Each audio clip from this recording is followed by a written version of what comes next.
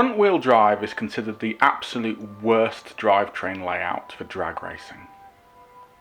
But is it really the worst? Yes. I'm building a car for drag racing, and the number one question I get asked on social media is why front-wheel drive? Why not rear-wheel drive or all-wheel drive? It's none of your business. Front-wheel drive is certainly not the most efficient or the fastest. In fact, it's categorically the worst. You could argue that this makes it one of the hardest categories to build for. And to me, that's what makes it exciting. The easiest route isn't always the most fun, right? Why choose this as our goal?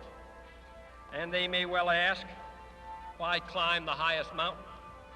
Why, 35 years ago, fly the Atlantic? We choose to go to the moon. We choose to go to the moon in this decade and do the other things. Not because they are easy, but because they are hard. I know what you're thinking.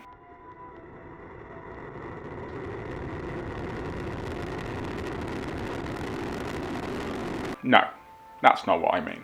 But things don't have to be easy, and you don't have to be the best.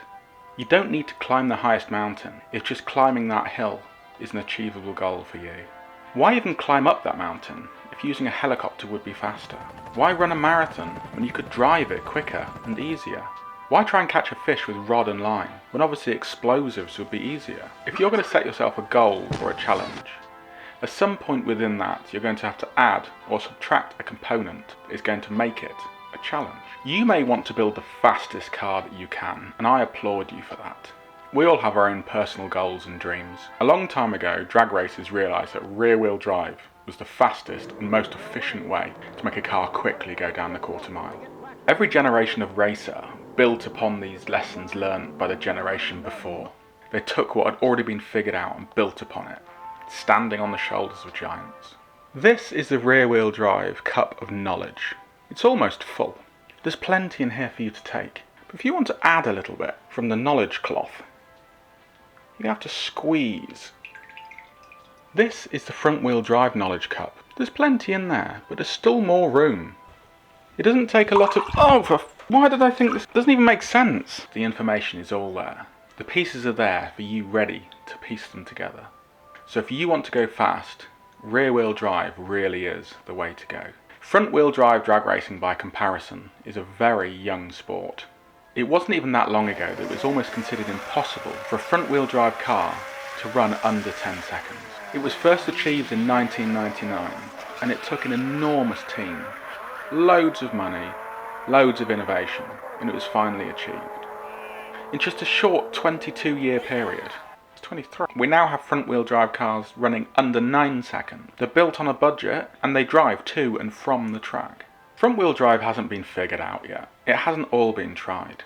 I have no real interest in being the fastest in the world, but I do have interest in building something a little bit differently, trying things that I think may work, and just having fun with the build. Front-wheel drive drag racing is such an infant sport that there's still so much room for experimentation.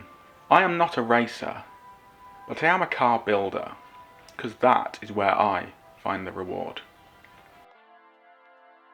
So I hope I've answered a few questions there.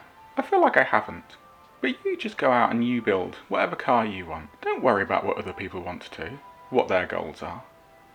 Just have fun. I've been threatening to make a full documentary about front-wheel drive drag racing for a little while now, and I am working on it. I just want to hone my video skills a little bit better before I put so much time and effort into a large project like that. But I have started filming, I have started editing it, and one day I will release that.